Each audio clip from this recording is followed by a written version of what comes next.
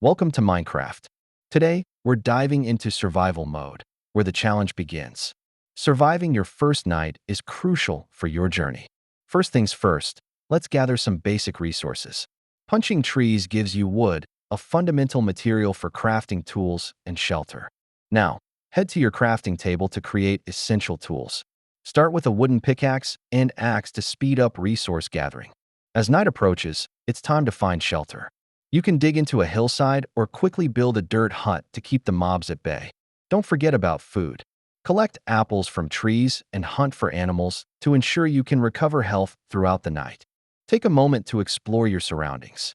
Look for resources like stones or coal that will aid you in your survival.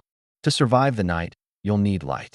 Mine some coal and use it to craft torches to illuminate your shelter and keep mobs away. As nightfall approaches, make sure you have a crafting table, some food, torches, and your tools ready for the challenges ahead.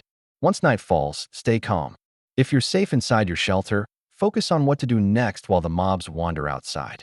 To recap, gather resources, craft tools, create shelter, collect food, and make torches.